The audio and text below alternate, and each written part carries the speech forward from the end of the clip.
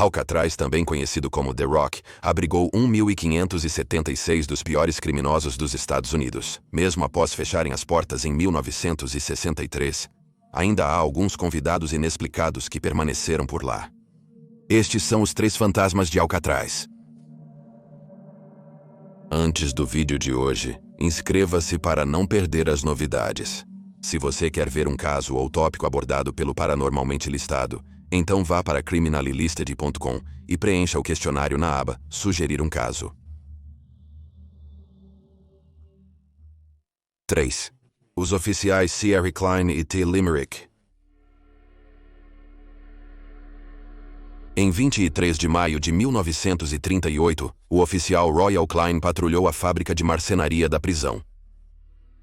A fábrica ficava no prédio Indústrias Modelo, no lado noroeste da ilha. Enquanto patrulhava, 3 detentos o atacaram e o agrediram na cabeça com um martelo e pedaços de metal. Os presos eram Thomas Limerick, 36 anos, Rufus Franklin, 22 anos, e Jimmy Lucas, 26 anos. Limerick recorreu ao crime após a morte do pai aos 15 anos, deixando sua família em extrema pobreza. Em maio de 1935, foi sentenciado à prisão perpétua por roubo a banco e sequestro. Lucas cumpria 30 anos por roubo a banco e furto de veículo interestadual. Entrou em Alcatraz em 1936. Ele ficaria conhecido por tentar matar o infame Al Capone nos chuveiros da prisão, com uma tesoura em 23 de junho de 1936.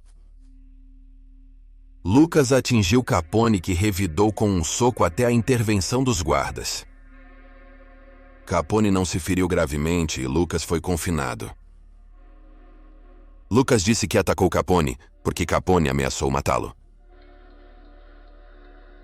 Franklin foi condenado a 30 anos por roubo de veículo interestadual, agressão e assalto a banco. Viveu grande parte da vida encarcerado. Em Alcatraz, passou grande tempo em confinamento solitário. Enquanto trabalhavam no prédio da Mall Industries, os 3 detentos fizeram um plano de fuga. Perceberam que podiam acessar o telhado pela oficina de marcenaria. Tentaram escapar em 23 de maio de 1936. Eles atacaram o oficial Klein primeiro. Ele desmaiou após os golpes.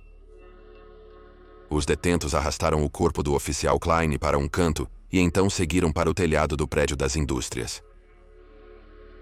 Eles planejaram atacar o oficial Haroldo Stites, o guarda na torre. O oficial Stites, com um rifle, conseguia ver os detentos no telhado.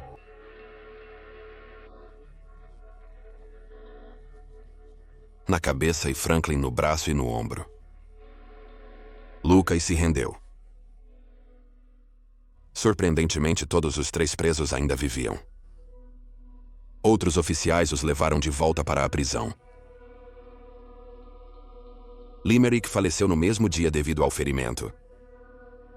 O oficial Klein foi hospitalizado, mas nunca retomou a consciência. Ele faleceu no hospital no dia seguinte devido a ferimentos na cabeça. O pai de 40 anos foi o primeiro oficial morto em Alcatraz. Muitos turistas e guardas testemunharam o fantasma de um guarda rondando o prédio com um cacetete. Ele olha na direção dos turistas e guardas vivos com um olhar suspeito, como se fossem prisioneiros. Ao se aproximarem da figura fantasmagórica, ela balança a cabeça e some. Muitos pensam ser o oficial real Klein.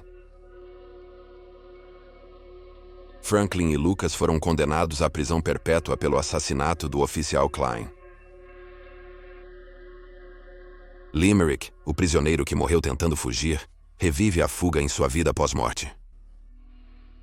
Os guardas que trabalham na torre com vista para o telhado viram um prisioneiro no telhado caminhando em direção à torre, mas então o detento desaparece diante deles.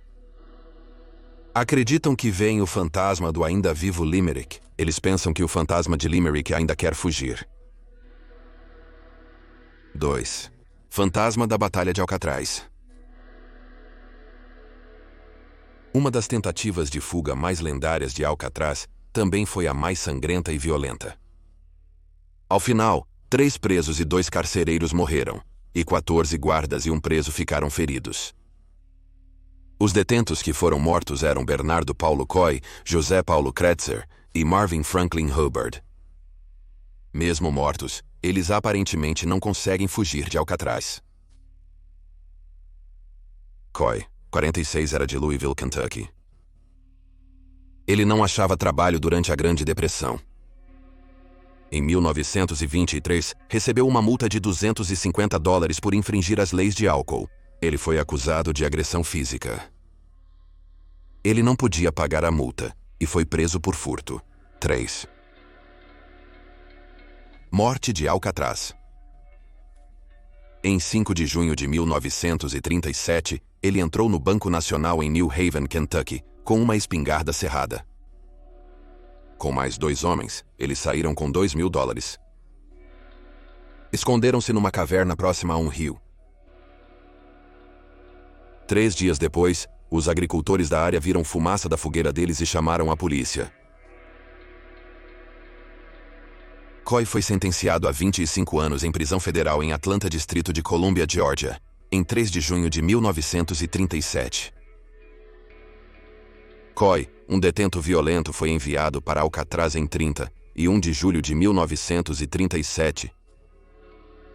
Em Alcatraz, ele era violento e tentou escapar, o que lhe rendeu tempo em confinamento solitário. 5. Kretzer, 35 anos, de Inacona, Montana, morreu em Alcatraz.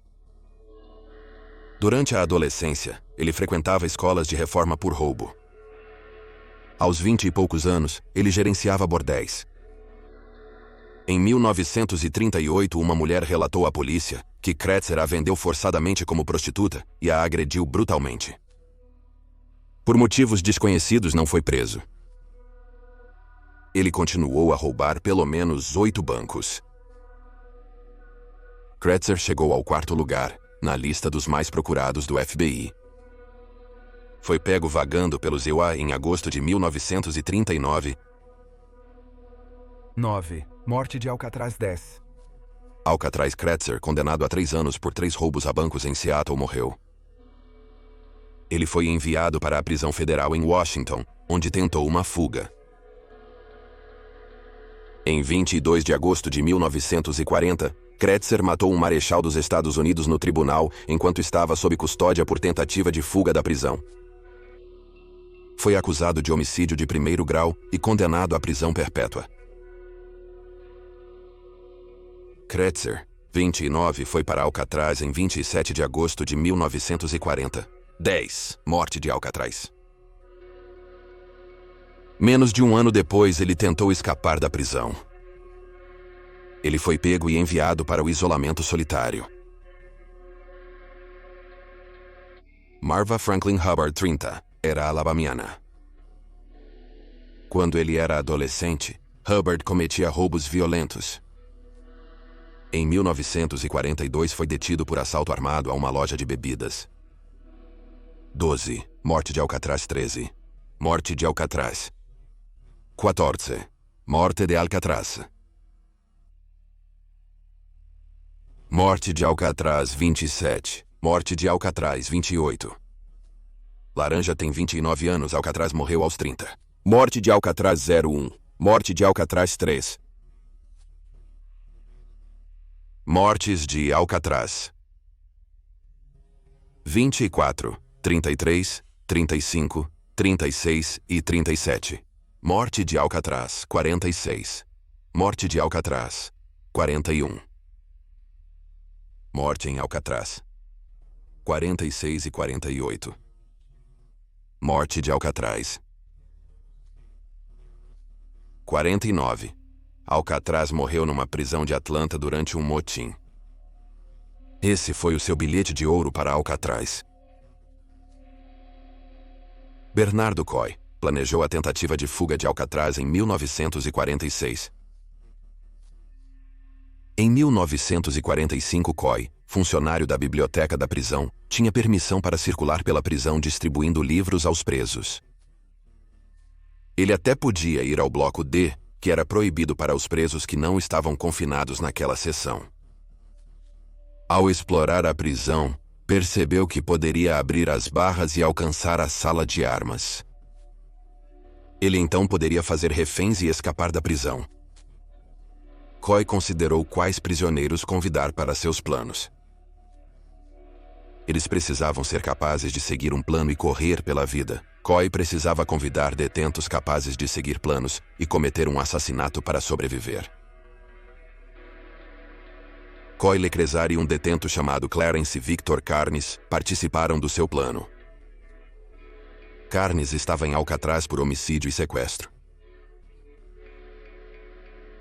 Em alguns meses, Coy perdeu mais de 20 libras para facilitar sua fuga pelas barras.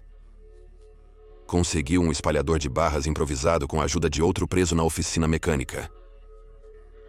Coy interagia constantemente com os guardas, ganhando sua confiança e conseguia fazer rondas na biblioteca da prisão com mínima supervisão. Ele também analisou seus hábitos e peculiaridades. Hubbard limpava a cozinha por volta das 13h30 do dia, 2 de maio de 1946. Ao mesmo tempo, Coy estava polindo os pisos da sala de jantar. Enquanto polia, se aproximava mais. Hubbard passou. Coy segurou os braços de Miller e o deixou inconsciente com a surra de Hubbard. Coy trancou o guarda na cela 404 com suas próprias chaves. Então Coy correu para libertar Cresar Carnes e outro detento. Coy correu ao bloco C para pegar as ferramentas escondidas. Cresar cobriu Coy com graxa de eixo para impedir sua entrada. Ele poderia acessar a galeria de armas deslizando mais facilmente pelas barras. Como planejado, ele usou sua ferramenta improvisada para alargar as barras que atravessou. Agora ele estava armado. Coy abriu as celas do bloco D e os detentos saíram. Coy e Cresar olharam pelos anéis das chaves roubadas do primeiro guarda atacado. Eles não sabiam qual delas daria acesso à galeria de armas. Eles queriam chegar ao pátio para matar os guardas da torre e depois sair pela porta do pátio. Eles não sabiam que o oficial Miller, o primeiro guarda que eles trancaram, tinha a chave no bolso. Ele escondeu a chave no vaso sanitário da cela quando ninguém olhava. Um oficial chamado Ed Stucker estava no porão durante todo esse tempo. Ele subiu as escadas e viu os presos andando sem supervisão, mas nenhum preso o avistou. Ele sabia que algo estava errado. Ele voltou para o porão e tentou chamar os guardas na sala de armas e na sala de jantar. Mas ninguém estava respondendo a ele. 3 oficiais retornaram à prisão apenas com cacetetes. Os detentos ameaçaram e trancaram-nos em uma cela. Cresar buscou a chave perdida na cela com guardas trancados. Os presos estavam na cela o dia todo, mas ele não encontrou. Coy achou a chave dentro do vaso sanitário. Mas quando os detentos tentaram a chave no pátio, ela não funcionou. A chave foi criada para falhar se adulterada. Agora, já passava das 2h. Um membro da equipe da prisão acionou a sirene de emergência. Os prisioneiros sabiam que as possibilidades de fuga eram mínimas, pois guardas armados cercavam o prédio. Coy pegou um rifle e começou a atirar. Mais detentos se juntaram. O diretor associado Eduardo Miller entrou na cela e foi recebido com o rifle de Coy. Uma bala errou o diretor associado Miller, mas explodiu em seu rosto, queimando-o. Os funcionários da prisão chamaram os guardas de folga. Enquanto isso, detentos armados ocupavam a casa de celas. Então Cresar disparou contra os 9 guardas feitos reféns pelos detentos. Os marines se uniram aos oficiais de Alcatraz às 3h30. Oficiais e marines protagonizaram uma batalha armada na principal casa de celas. Por horas, tiros foram trocados de um lado para o outro. Na manhã seguinte, um time de resgate furou o teto da prisão e lançou granadas atadas em cordas. Às 11 da manhã, bazucas foram levadas para a ilha. Em 4 de maio, às 8h40, 2 dias depois, oficiais adentraram o corredor de utilidades do Bloco C. Estava completamente silencioso. Encontraram os corpos de Coy, Huberto e Kratzar. Coy usava um uniforme oficial. Todos eles morreram de ferimentos na cabeça. O oficial William Miller e o oficial Harold Stites morreram durante a luta. Este é o mesmo oficial Stites da nossa primeira história, que atirou e matou o detento Thomas Limerick, enquanto ele tentava escapar pelo telhado. 14 guardas e um preso se feriram. Hoje, os visitantes de Alcatraz ainda podem ver danos de granadas e marcas de balas nas paredes, e os fantasmas dos 3 detentos que morreram ainda assombram os corredores da prisão. Seus espíritos são vistos no corredor de serviços onde morreram. As pessoas ouvem barulhos de batidas, tiros, passos e veem figuras sombrias. Uma vez, um vigia noturno passou pelo corredor em seus gritos e gemidos. Um repórter passou a noite no corredor de serviço, e ele disse que de repente se sentiu muito irritado e teve o impulso de atirar em alguém. Primeiro, Rufus McCain e o demônio de olhos vermelhos. Na mídia, Alcatraz foi apelidada de Ilha do Diabo por causa de relatos de detentos sendo tratados com severidade. Quando Alcatraz abriu, os detentos mal podiam falar, e alguns disseram que a falta de interação social era uma das partes mais difíceis de estar preso.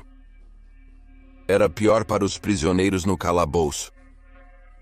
O calabouço era o apelido para 8 celas de isolamento no porão durante a década de 1930. Elas estavam localizadas abaixo dos blocos A e D na prisão. Essas celas eram para disciplina rigorosa. Detentos relataram serem jogados em celas subterrâneas, obrigados a dormir em pisos de concreto sem roupas de cama ou travesseiros. Sem água corrente ou vaso sanitário, prisioneiros usavam balde como banheiro. Sem luzes nas celas, os presos permaneciam em um porão escuro, úmido e mal ventilado. Eles também mal recebiam comida e viviam principalmente de pão e água. Os presos poderiam permanecer nessas celas por dias. Um detento que passou um tempo na masmorra foi Henrique Jovem. Henrique Jovem nasceu em 1911 em uma família de baixa renda em Kansas City, Missouri. Young saiu de casa aos 19 anos para trabalhar em carnavais. Em 1932, ele roubou um andarilho que o deixou amordaçado e amarrado em um vagão de trem em Montana.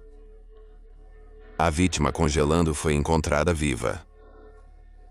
Young foi preso e condenado a 15 meses de prisão em Montana. Depois que foi libertado, ele se safou de vários sequestros e roubos ao redor do estado de Washington.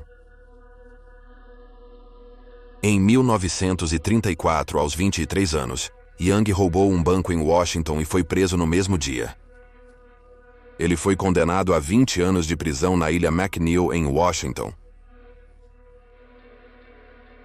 Young agrediu e abusou sexualmente de outros detentos. O diretor da prisão da ilha McNeil afirmou que Young era o criminoso mais perigoso que já enfrentou. O diretor solicitou a transferência de Young para Alcatraz, prisão para detentos difíceis. Seu pedido foi concedido. Young chegou a Alcatraz em 1 de junho de 1935. Rufus McCain foi outro detento que passou muito tempo em confinamento solitário assim que chegou a Alcatraz. McCain era o mais jovem de 7 filhos, e sua mãe morreu quando McCain tinha 5 anos de idade. Deixou o lar aos 18 anos para trabalhar em um campo de petróleo. Em 1931, ele furtou joias e itens cerimoniais de sítios funerários indígenas. Ele foi pego e foi condenado a 1 ano no presídio estadual de Oklahoma. Após ser libertado, McCain não encontrou trabalho. Ficando sem dinheiro, ele roubou bancos. McCain, de 32 anos, foi pego. Foi sentenciado a 12 anos em prisão de Arkansas. Lá, ele conheceu outro detento chamado Sam Dia. Day, 23, cumpria prisão perpétua por assassinar um xerife. Em abril de 1935, conseguiram fugir da penitenciária. Em 14 de maio de 1935, McCain e Day roubaram um carro e dirigiram até o Banco Nacional de Idabel, Oklahoma. Por volta da 1 da tarde, eles entraram no banco sem máscaras e gritaram: "Isso é um assalto, levantem as mãos." McCain possuía uma espingarda cerrada e Day carregava 2 revólveres. O caixa deu a eles $2.700. McCain e Day então agarraram 2 dos funcionários do banco e pretendiam sequestrá-los. Durante o assalto, uma mulher observou tudo pela janela do banco. Ela correu para algumas lojas próximas e contou aos funcionários o que estava acontecendo. 2 policiais que estavam na rua ouviram a mulher descrever o assalto. Outras 3 pessoas armadas na rua também ouviram o ocorrido. Então, todos os 5 armados ficaram prontos do lado de fora do banco. Quando McCain e Day saíram do banco, uma tempestade de fogo se seguiu. Uma bala atingiu Day no ombro direito e então os assaltantes se renderam. Foram conduzidos à cadeia do condado. 3 dias depois, Day morreu devido aos seus ferimentos. McCain recebeu 99 anos de condenação por sequestro, roubo a banco e ameaça à vida dos funcionários. Passou meses na penitenciária de Leavenworth. Em outubro de 1935, ele foi transferido para Alcatraz porque era violento e considerado de alto risco para a fuga. Em Alcatraz, sua tendência violenta não parou, então ele passou muito tempo nas celas de isolamento nos blocos A e D. McCain e Young se encontraram em Alcatraz. Eles também conheceram Arthur Doc Barker, Dale Stampfield e William Ty Martin. Barker era um advogado, era membro da sangrenta gangue Barker e tinha um longo histórico de roubo e assassinato. Stampfield era conhecido por roubo a bancos e sequestro. Martin era um ladrão de correios. Um dia, Barker disse a Stampfield que precisava fugir de Alcatraz. Então Stampfield fez lâminas de serra de cobre. De alguma forma, Martin, McCain e Young entraram nesse plano de fuga. Por vários dias, cerraram as grades das celas no bloco D. Stampfield cobriu com cera o local cortado para evitar a detecção dos guardas. Nas primeiras horas de 13 de janeiro de 1939, todos eles cortaram completamente as barras. Então abriram as barras da janela no bloco D e seguiram para a costa. Todos começaram a buscar madeira para construir uma jangada. Após meia hora da fuga, o guarda notou a ausência dos 5 prisioneiros em suas rondas. Uma sirene ecoou na prisão e todos os guardas iniciaram as buscas. Os guardas encontraram todos os 5 homens na orla. Barker e Stampfield deram no pé. Os guardas atiraram em Barker na cabeça e na perna, e em Stampfield na perna. Barker morreu devido aos seus ferimentos. Os outros 3 detentos se renderam. Um boato na prisão era de que eles conseguiram fazer uma jangada e saíram para as águas. Mas McCain não sabia nadar e fez com que eles voltassem para a costa. Exceto Young, todos foram isolados no bloco A. Young foi para o bloco D. Nos meses seguintes, Young entrava e saía do confinamento no bloco D por violar as regras da prisão. Em dezembro de 1940, Young foi alocado à população prisional geral. Ele tinha um emprego como zelador na loja de móveis no prédio da Mall Industries, no lado noroeste da ilha. Também nesse prédio estava a loja de alfaiate. Em 3 de dezembro de 1940, McCain entrou na alfaiataria da prisão por volta das 10. Young estava na alfaiataria. Young esfaqueou McCain no abdômen com uma faca improvisada. McCain foi levado para a enfermaria do hospital, onde a faca improvisada havia perfurado sua artéria, e ele morreu mais tarde naquele dia. Ele tinha 37 anos. Rumores afirmam que Young esfaqueou McCain porque o culpava por sua captura. Havia um boato de que McCain ameaçou Young e Young reagiu primeiro. Young, 29, foi julgado em abril de 1941. Ele afirmou ter desmaiado e só percebeu que esfaqueou McCain mais tarde. O caso de Young destacou as condições de Alcatraz. A defesa de Young focou nos danos psicológicos causados pelos seus extensos confinamentos solitários. Young disse que passou semanas na masmorra sem água corrente, roupas ou luz. Outros prisioneiros relataram serem agredidos pelos guardas e atirados nas masmorras. No final de abril, o júri considerou Young culpado de homicídio culposo. Acrescentaram 3 anos à sua sentença. Young cumpriu apenas 5 dos seus 20 anos de sentença.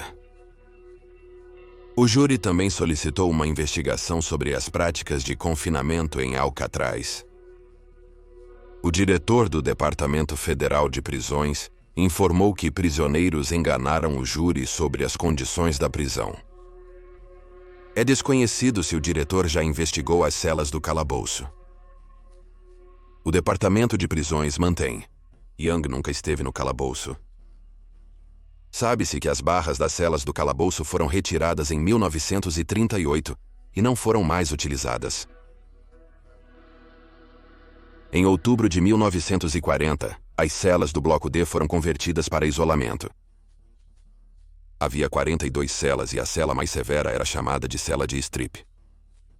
A cela de strip era gelada e não tinha luz, nem vaso sanitário ou pia. Só os guardas controlavam quando o buraco no chão era descarregado. Os prisioneiros na cela estavam sem roupas e com dieta restrita. Prisioneiros sem roupas na cela, com dieta restrita e apenas um colchão para dormir. Geralmente, as pessoas ficavam na cela por um dia ou 2.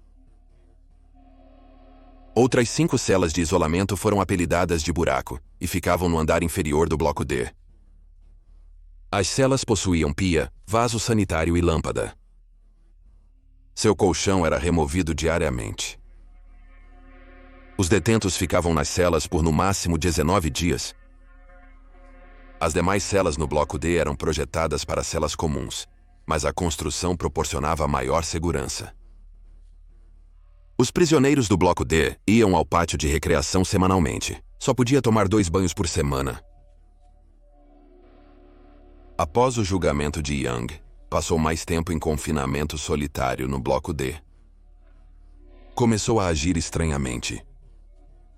Ele parou de falar com os guardas.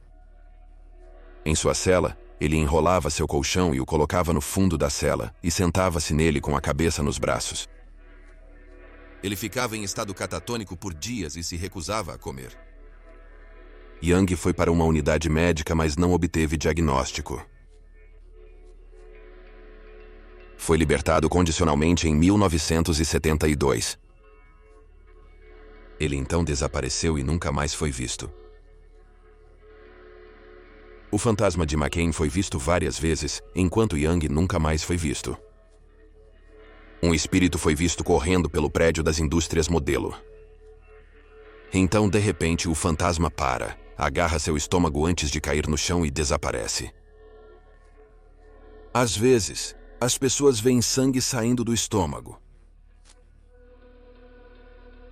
Dizem também que McCain assombra a cela 14D, uma das celas de isolamento no Bloco D que não tem confortos. Supostamente McCain esteve nesta cela. Agora, disse que é uma das áreas mais assombradas da prisão. Há quem acredite que o espírito de McCain busca vingança pela sua morte. Mas se for McCain, a parte mais assustadora dele no além é seus olhos vermelhos brilhantes. Outros acreditam que pode não ser McCain, mas um demônio de olhos vermelhos. Essa entidade aterrorizava presos e guardas na prisão ativa. Alguns anos após a morte de McCain, outro preso foi jogado na cela 14D. Gritou que havia outro detento em sua cela com olhos vermelhos brilhantes. Os guardas ignoraram o homem, pensando que ele inventava histórias para escapar do isolamento. O homem no 14D finalmente se acalmou e os guardas esqueceram dele pela noite. Na manhã seguinte, os guardas abriram a porta da cela e o encontraram morto. Ele tinha arranhões no corpo, marcas de estrangulamento no pescoço e uma expressão aterrorizada no rosto. O legista confirmou que a morte foi por estrangulamento, mas não um suicídio. Curiosamente, mesmo após a morte do detento na cela 14D, a contagem de presos no dia seguinte foi a mesma. Então perceberam que olhavam para o prisioneiro morto no dia anterior na cela 14D. Observaram seu espírito desaparecer. Nos anos 50, presos jantavam juntos na cantina. Um condenado jogou sua bandeja de comida em outro prisioneiro. Um guarda levou o homem para o bloco D. O guarda estava particularmente mal-humorado e bateu no prisioneiro antes de jogá-lo na solitária. Naquela noite, o guarda notou o prisioneiro em pé no corredor durante sua ronda no bloco D. O guarda gritou para o detento ficar parado e manter as mãos à vista. O preso simplesmente olhou o guarda se aproximar. O guarda percebeu o brilho vermelho nos olhos do homem. O preso de olhos vermelhos apenas ficou parado. O guarda estava perto quando notou que não era o preso que ele havia isolado mais cedo. O guarda não reconheceu o detento ou coisa parado à sua frente. O homem assustador deu um sorriso ameaçador antes de virar e andar para o canto. O guarda correu para perseguir a coisa ao virar a esquina, mas algo o escondeu por trás e o fez cair no chão. Ao mesmo tempo, o guarda ouviu risadas. Ele se virou e não havia ninguém atrás dele. Ele não tinha ideia do que o derrubou no chão ou quem estava rindo. Intrusos não foram detectados na prisão. Todas as celas estavam devidamente trancadas. Em 1973, Bob Davis, então com 13 anos, visitou Alcatraz com sua família. Se ofereceu para ser confinado na cela 14D. O guia trancou-o na cela. Bob estava em completa escuridão. Ele ouviu o guia turístico perguntar se ele estava bem do outro lado da porta. E Bob disse que estava bem. Então ele sentiu alguém agarrar seu ombro e dizer em seu ouvido: "Você é meu." Bob gritou para ser solto enquanto batia com o punho na porta. Inicialmente ele não acreditava em fantasmas, mas uma experiência inspirou-o a criar o grupo de pesquisa Planeta Paranormal. Uma década após o episódio de Bob, o mesmo ocorreu com um homem chamado Don Staggs durante sua visita à prisão. Alguém ou algo fechou a porta de uma cela nele, e ele ficou preso dentro da cela escura. Sentiu uma mão no ombro de imediato. Ouviu um sussurro em seu ouvido: "Você é meu." Ele sentia a respiração em sua pele. Staggs riu sem medo. Ele ouviu um rosnado. O espírito sumiu. Staggs então conseguiu abrir a porta e sair. Nos anos 80, um turista visitou a cela 14D. E a porta se fechou sozinha, trancando-a dentro. Ela não conseguiu abrir a porta, então gritou por ajuda. Ela sentiu algo a tocar, mas não conseguia ver ninguém na cela.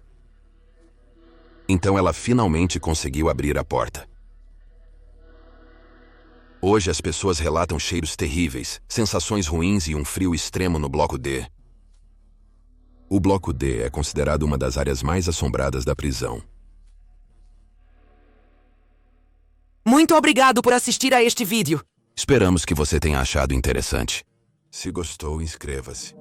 Teremos um novo vídeo sobre o paranormal toda semana. Se acabou de conhecer este canal, confira também nosso outro Criminally Listed. Apresentamos mais de 325 vídeos com histórias verídicas de crimes estranhos. Encontre-o em YouTube com Criminally Listed.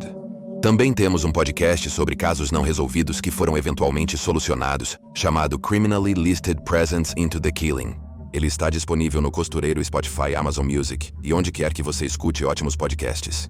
É tudo por hoje. Obrigado novamente por assistir.